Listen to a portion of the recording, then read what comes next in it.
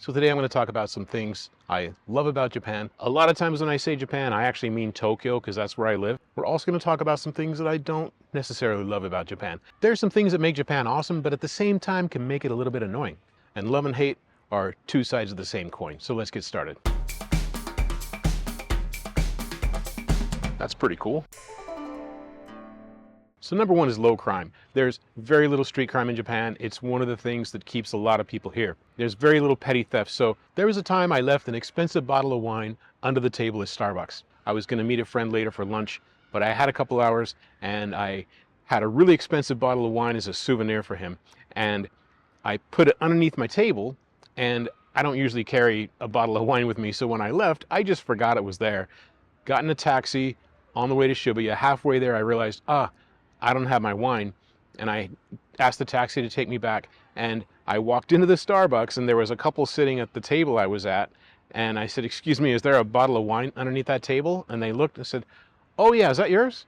And they just handed it to me. Now in Japan, one thing that is awesome, I'm going to put a little video up on the screen here, is when you go to Starbucks or any other coffee shop, and first what you do is you go save a seat because space is so limited, especially in Tokyo. But you go save a seat, you can put your bag on the table or a chair, and then go order your drink and come back. It'll still be there. I tried this in New York City. I had a book, and I put the book on a table, went to get a coffee.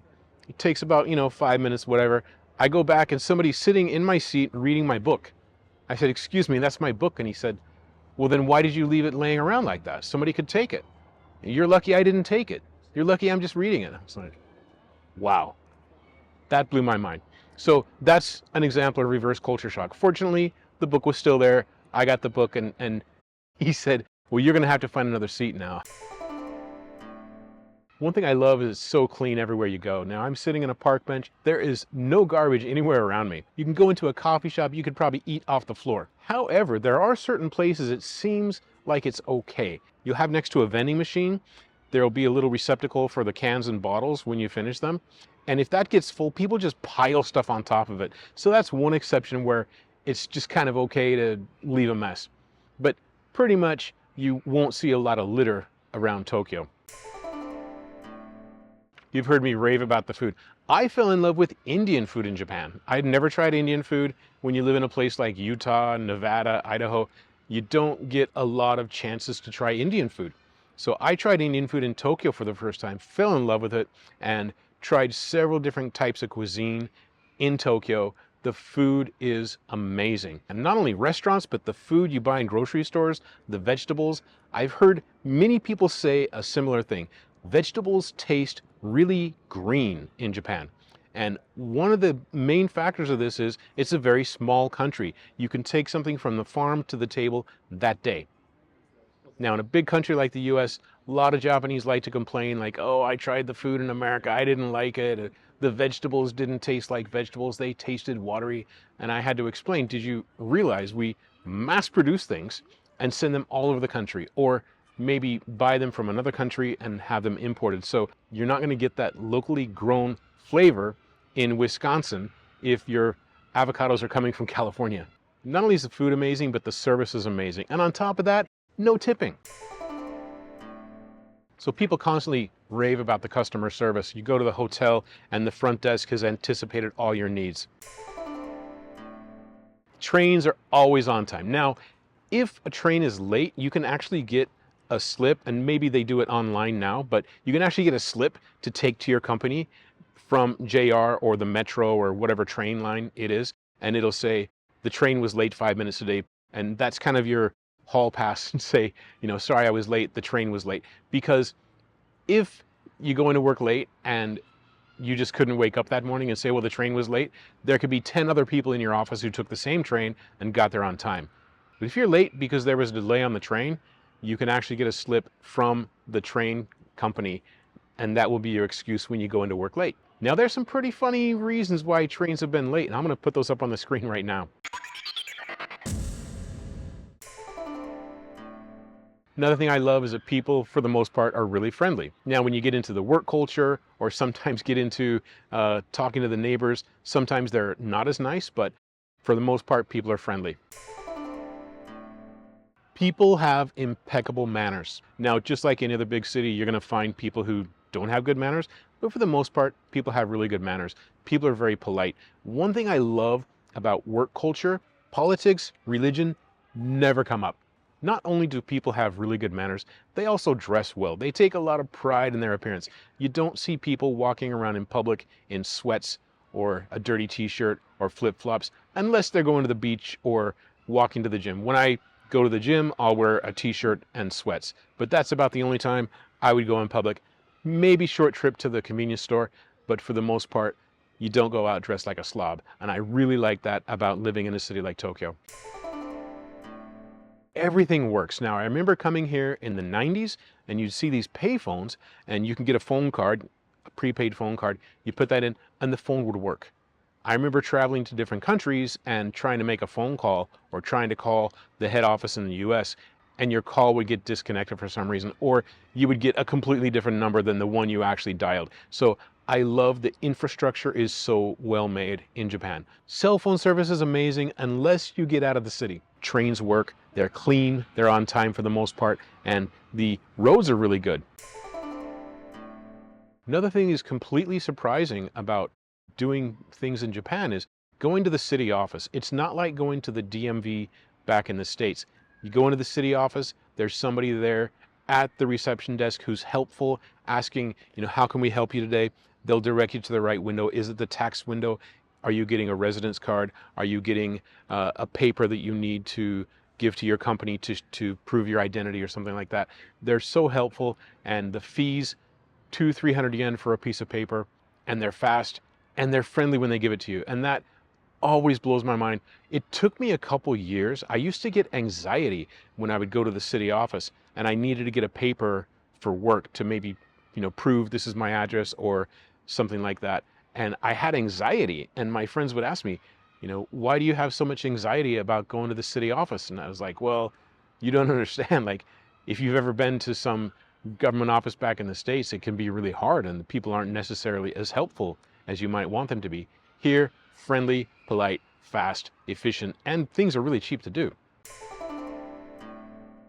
One thing I love about Japan is people keep their traditions. Young people learn from their parents and their grandparents. They go to the temple, they learn, okay, how many times do I bow? How many times do I clap my hands? When do I throw my coin into the donation box? And they learn how to go, at the new year, at graduation, on certain family events, or times you go to a temple or a shrine, and they just learn those things by growing up with parents who teach them or grandparents who teach them. So when you become an adult and you go with your friends on a trip and you end up at a temple in Kyoto, everybody just knows what to do. People really keep their traditions across the generations. That's something I really love about Japan. This is part of being in a high context, homogeneous culture where things don't have to be explained because everybody just learned it growing up. One thing I love about Japan is the attitude of lifetime learning. Learning for the sake of learning. You can go into an English conversation school, ikebana, flower arrangement, or any other kind of classroom, and you'll see people of all ages.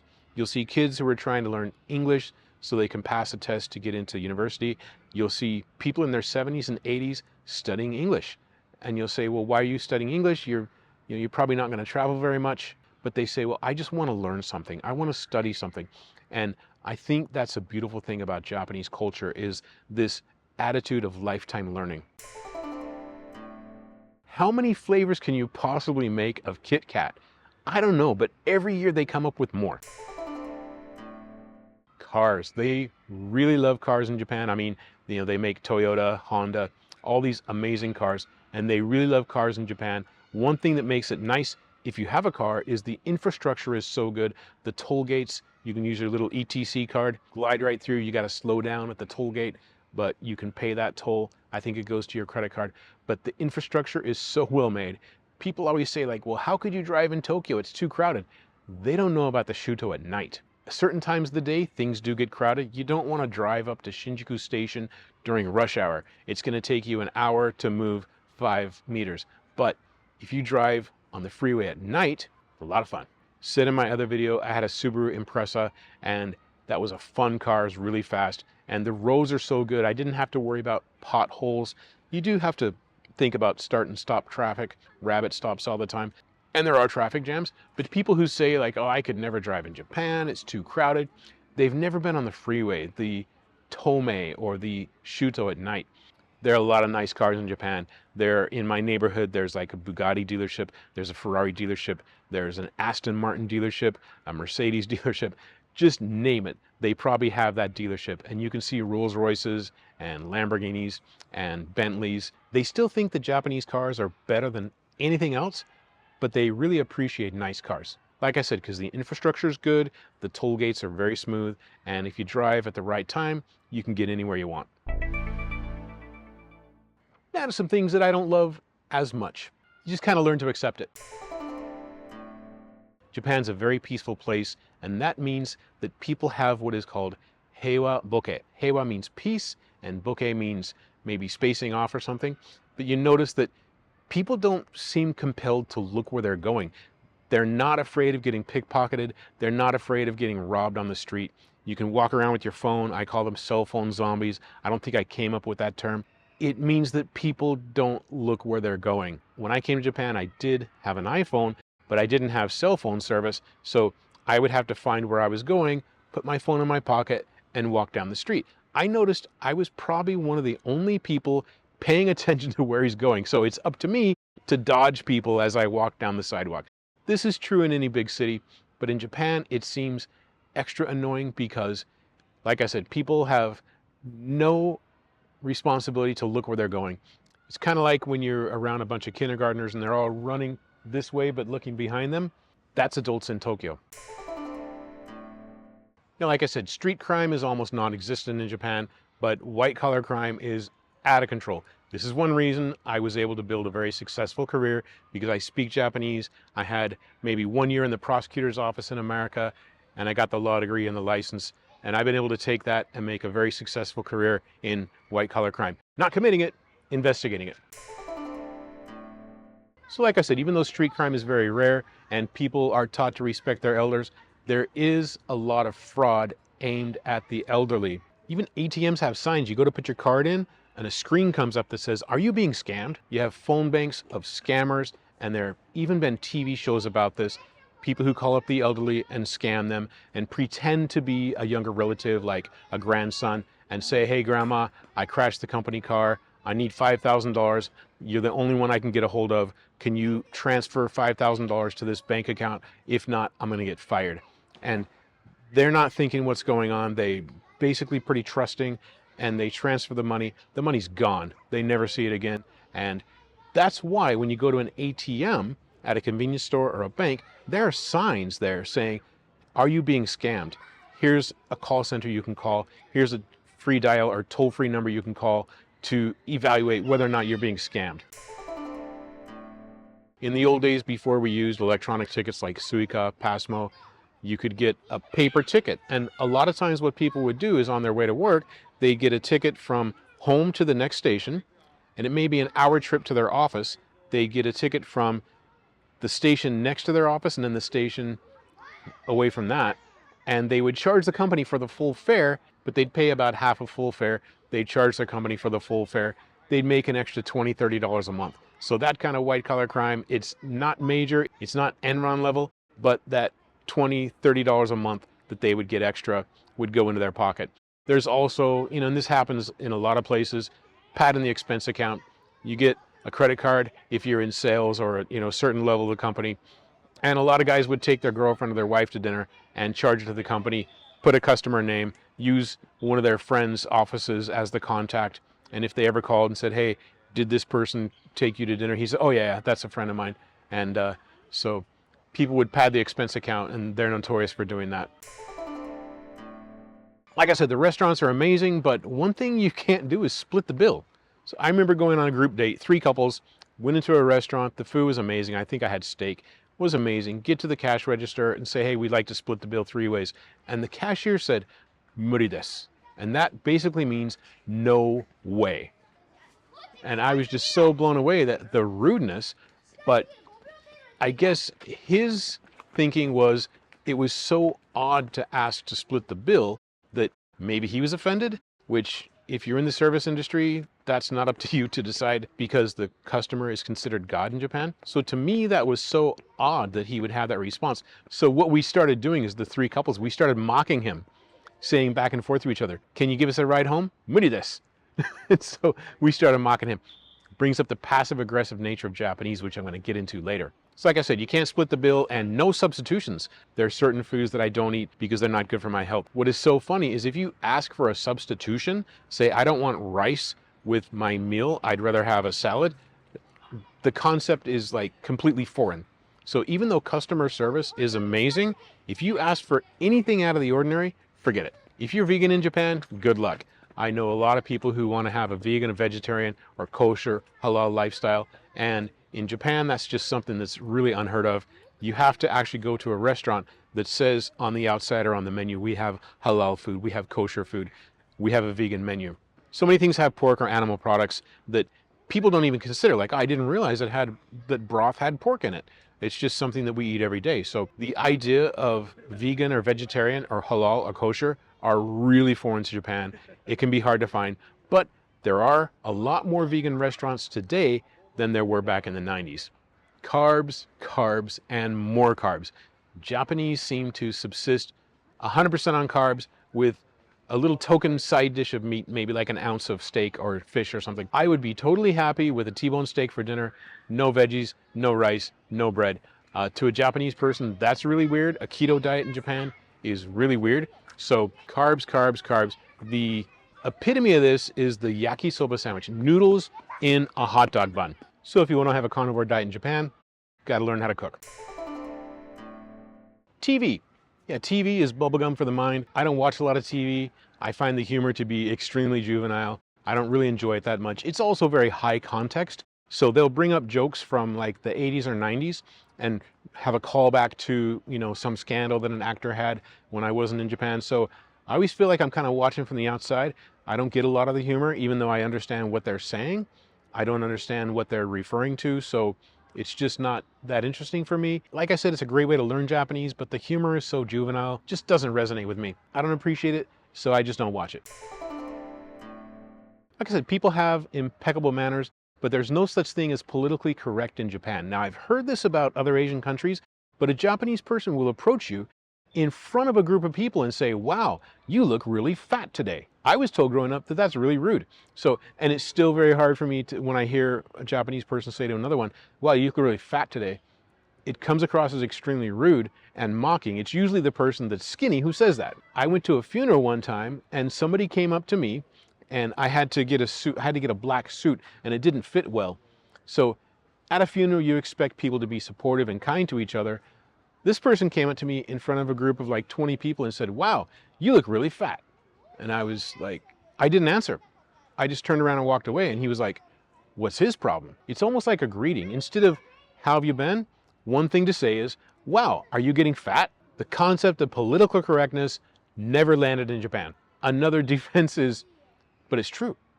And even if it's not, a person can always say, but to me, you look like you're getting fat. So it's true. And if you complain to your boss or HR, they might even say, what is true? You are fat. So fortunately, I'm one of those lucky people who came to Japan, got really active, and actually lost weight in Japan. So it doesn't happen to me very often. Another thing is you'll hear a lot, wow, you have a really big nose. Now to Japanese people, it might be something like saying, wow, you look like Brad Pitt. But to me, I was taught that a big nose looks like this. Hey! So it's not nice to tell somebody they have a big nose. Japanese have smaller noses. Maybe they think it's really cool to have a big nose. Now, even though Japanese are very well disciplined and have great manners in public, you walk onto a train and you could hear a pin drop during rush hour. Sniffling is okay. So if you have a cold and snot's running down your nose, you can just keep going. I've been in Starbucks where the person next to me will just refuse to blow their nose. They just keep sniffling. To me, that's disgusting. I asked a friend one time, like, why don't you blow your nose? Why do you keep sniffling? Why don't you blow your nose? He said, because blowing your nose is disgusting. And I thought, well, but sniffling is disgusting. I get the visual, it's gross. People are so well disciplined that you can get onto a crowded commuter train and you could hear a pin drop. But As soon as you get off work and go into a bar, it is so loud, you have to shout across the table to the person sitting 1 foot in front of you so you can hear each other. And since you have to shout, the people around you have to shout. They've also got the music turned up. And when people start drinking, they just get loud. I think that's how they blow off steam. So even though izakaya food can be really good, I don't go very often because it just gets annoying. I have to shout to the person sitting across the table from me so we can have a regular conversation. I'd rather pay a little extra, go to a nice steak restaurant where we can have a casual conversation at normal level. Total disregard for personal space. A friend told me recently, Japanese are okay being scrunched up in a crowded train with complete strangers, but with your family, you keep a distance. But speaking of trains, another annoyance is it's either too hot or too cold. They never seem to get it just right. Same thing, that reminds me of coffee shops. Always too hot or too cold. You go in there in the summer and it's freezing. You have to wear a jacket. And you notice that the staff behind the counter has a sweater on and then a windbreaker because they're freezing. And you get on the train in the middle of winter and it's so hot you could be sweating and you don't have space to take your coat off. But it's so hot that it's like a sauna and nobody will open a window. So coffee shops can be either freezing or like a sauna. Another thing, this reminds me, sorry for the stream of consciousness. Another thing about coffee shops or restaurants, sometimes the tables wobble and they never get fixed. So I was at a coffee shop one week that I like to go to and the table was wobbly. So I put a paper towel underneath there so the table wouldn't wobble and my coffee wouldn't fall off. And as soon as I left, the person behind the counter came over, took the paper towel and threw it away, but didn't fix the table. The next week I went in and I thought, well, now they know that the table's wobbly. They might have fixed it. There's a week between then and now. I walk in, I walk by the same table and I push the corner and it just starts wobbling. And I was like, wow, people don't fix tables here. It seems to be a foreign concept. Where to me, if customer service is so important and the customer is God, you'd think you would want to make it so the tables don't wobble. Alcohol is such a part of the culture. Now, this can be a good thing, can also be a bad thing. It's not specifically health reasons, but alcohol doesn't agree with my body, so I don't drink. But alcohol is such a part of the culture that it's just expected that everybody over the age of 20 drinks. If you ask for the soft drink menu, you can get ginger ale, oolong tea, Coca-Cola, orange juice. So you can walk into a supermarket and they'll give out samples of wine. I went up one time and like I said, I don't drink. It's not a life or death thing and it's not a religious thing, but I just don't. But I walked into a supermarket one time and they're giving out samples. I thought it was grape juice. And I took a swig and I was like, well, this is wine. They said, yeah, it's wine. Do you like it? I was like, no, I don't. This may not be unique to Japan, but if you don't drink, people will make a really big deal out of it. When the server comes over, they say, oh, he doesn't drink. They want to make a really big deal out of it to the point where it becomes awkward. I was invited by some friends over for dinner, and which is pretty unusual in Japan, but they wanted to cook dinner. And when I had the salad before dinner, I thought, well, this kind of tastes funny. And they said, oh yeah, there's wine in the salad dressing. We know you don't drink, so we put the wine in the salad dressing. I was like, but yeah, maybe I'm not drinking from a glass, but I'm still ingesting. It's the same thing. But to them, they were like, we don't know what you're talking about. You're eating it. You're not drinking it. So you're not drinking. But we wanted you to have wine with dinner, so we put in the salad dressing. I was like, no, it's the same thing. Next thing, steak comes out, had a nice red sauce on it, was delicious, but it tasted like red wine. And so I asked, now, if you cook something, and I actually use sake when I cook at home, I'll put it over chicken, I'll put it over steak, adds a really nice flavor to it. But they had made red wine sauce separately and put it over the steak. And they didn't cook it in red wine. So usually when you cook something in alcohol, the alcohol cooks off, the flavor remains, and it's really good actually. I've used red wine for steak, I've used whiskey for chicken, things like that. But they said, no, we know you don't drink, so we put the red wine in the sauce and then put it on the steak. I said, it's the same thing. I'm ingesting it. They said, yeah, but you're not drinking. Okay. Next dessert comes out and I was skeptical, but I took a bite and it was really delicious, but it tasted like rum. And they said, yeah, we know you don't drink, so we put the rum in the dessert. And I was like, okay. So the concept of not drinking means I think they thought they found a loophole for me. Like I wanted to drink, but I couldn't. So they thought they're doing me a favor by putting it in every single dish that they served that night. And they made it a point to say, we got ginger ale because we know you don't drink. I think they thought they were helping me find a loophole by putting alcohol in all the dishes. It's just that it doesn't agree with my body, so I didn't want it, but they thought they're doing me a favor. So the customer is considered God, but that leads to a phenomenon called the kurema, or in English we'd say claimer, which is not an English word, but it's just a perennial, consistent complainer who will berate the staff if they're face to face. They'll also call the toll-free number, customer service, and berate the staff there, saying, how could you work for such a despicable company? Your food is disgusting, or, your shoes fall apart. You guys make the worst stuff. And they really mistreat the staff. Now, sometimes there's the career claimer who's trying to get something free. They go to a hotel, they start complaining about the service, trying to get a free room, a free meal. Or there's just the person who does that. They just want to make everybody around them feel miserable. They're a very small percentage of the population, but now you can actually get criminally charged, and I believe there's a civil cause of action for disturbing business if you call too many times or you go in and complain too many times. There have been a couple examples of those in the news, and if I can find them, I'll put a link in the description. One thing I find really annoying is that Japanese will place extremely low expectations on foreigners. So if you can say a few words in Japanese, they'll clap their hands. Wow, you're so good. And the better you get, the more they criticize your Japanese. But such low expectations are put on foreigners, and I think it's really condescending. Not only is it very condescending, it's not helpful, because if you speak Japanese with training wheels to somebody who's studying Japanese, you're doing them a disservice, because they start to think that that's how Japanese is spoken. They go out to the country, they speak all katakana with Japanese grammar. Nobody's going to understand them, because in the country, they don't talk like that.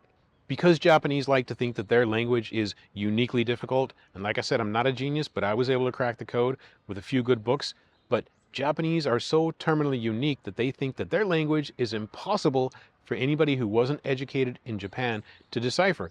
So when you go to a city like Kyoto, where the place names have nothing to do with the onyomi or kunyomi readings of the kanji, you can't decipher the names, and people will say, see, told you, Japanese is too difficult for you. But around Tokyo, where the same thing is true about the readings of the kanji, I can read almost any train station around me if I've been there once or twice. Like I said, been here 20 years. I can read all the place names. If I were in Kyoto for a couple years, I'd know all the place names there too. But first of all, I don't know the place name, so when I see a kanji that doesn't line up with the pronunciation, of course I don't know it. But a lot of people will jump on that and say, see, Japanese is too difficult for you. Open, blatant criticism of foreigners. I've been on a train before, and this is in the 90s. Now, recently, a lot of people complain about over-tourism. Japan has really done themselves a disservice on the PR scene by making some really, really bad moves when it comes to tourists, like overcharging, putting up a curtain so you can't take a picture of Mount Fuji, putting out signs that say we don't have an English menu. Japan is not very good at PR. But I remember being here in the 90s, and I got on the train, and the two men standing in front of me, since Japanese is too difficult for foreigners, started speaking really loud in Japanese, and one guy said, "Saikin gaijin no desu ne," meaning, wow, there's a lot of foreigners around here today. And I turned around and I said, "So desu ne." And he was so embarrassed. Another time I got on an elevator, this is in the office tower where I worked, and people around me didn't know I spoke Japanese. And the guy started criticizing foreigners, how we're smelly, how we're stupid, how, we're unreliable. And as I got off, I stopped and I said, "Ore ga nihongo wakattara, hontou ni komarimasu ne?" Meaning, if I understood Japanese, you'd be in a lot of trouble, wouldn't you? Or you'd be embarrassed.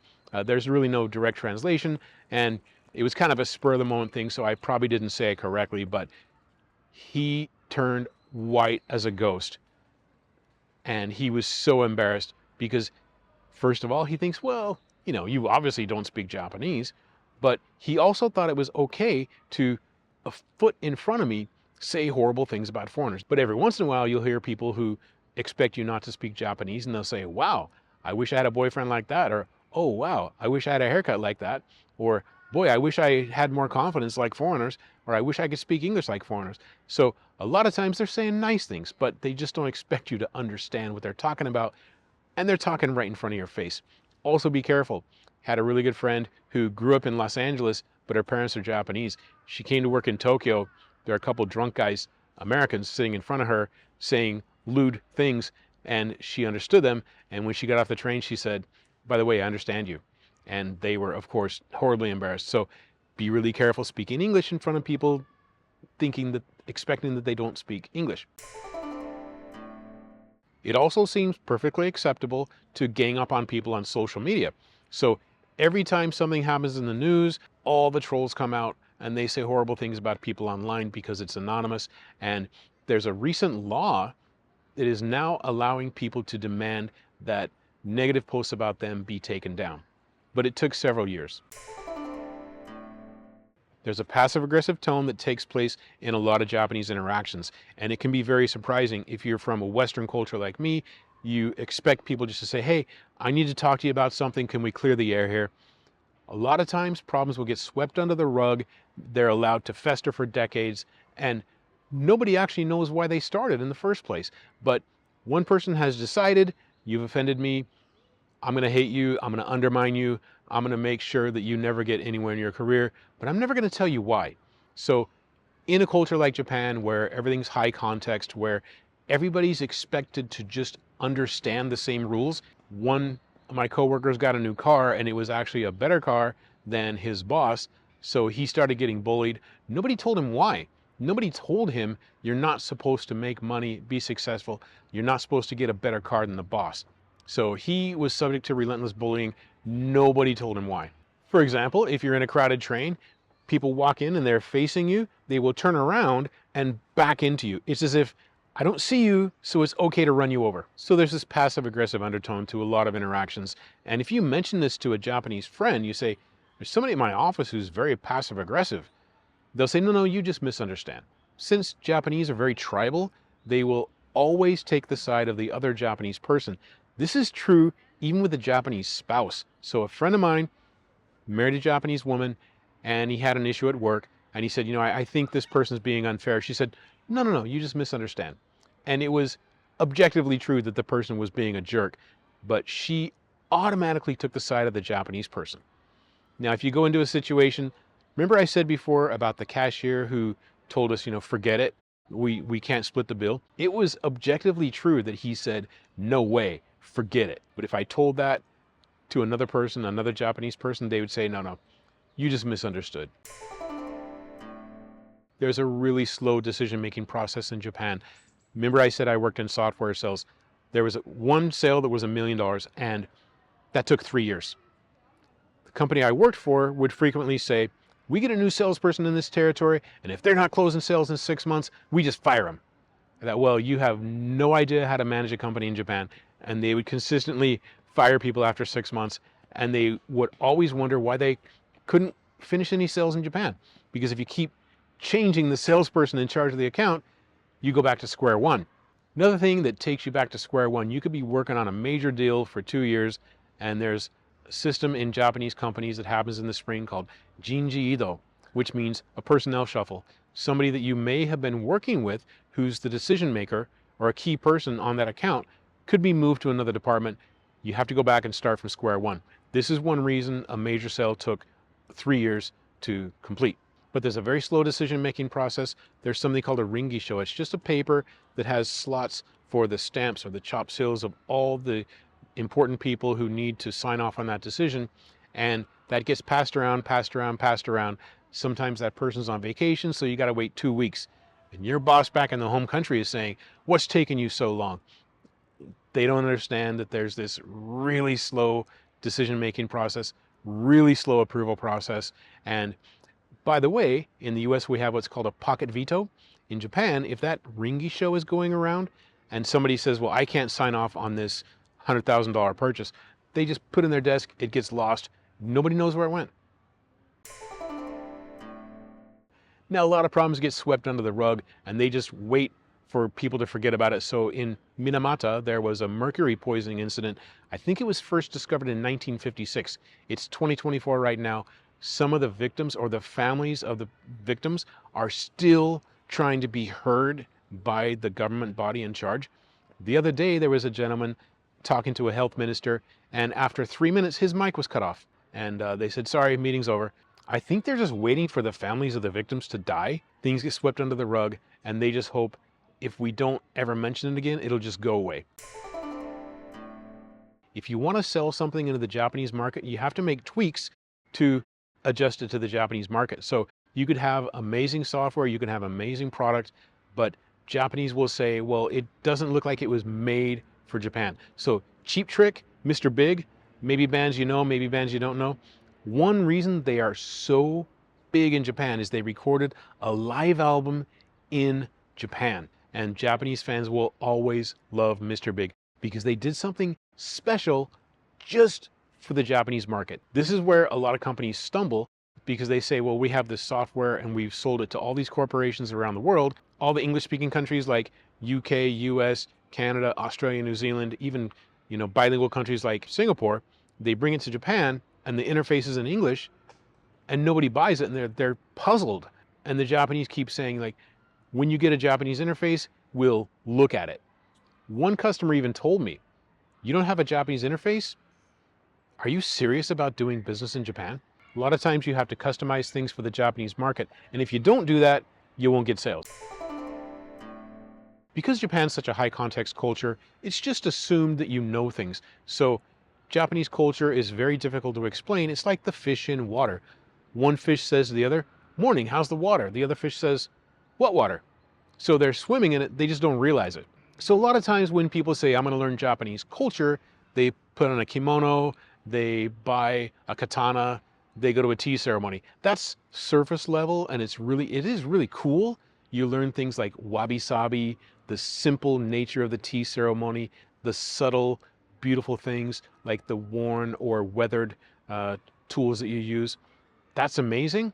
Yeah, you can learn a few things, but Japanese culture, you are raised in it. I wasn't, but you're raised in Japanese culture, and it's just kind of this set of unspoken rules that never have to be explained because you just grew up doing it. Because Japan's such a high context culture and people just grew up doing certain things, they don't really know how to verbalize what they're doing. A lot of times, like I said, Japanese people are not good at teaching Japanese because they grew up with people who spoke Japanese. They also grew up with people who were raised in Japanese culture, meaning they never had to explain it. So a lot of times people will just say, when you ask them, like, why do you do that? Why do you do things this way?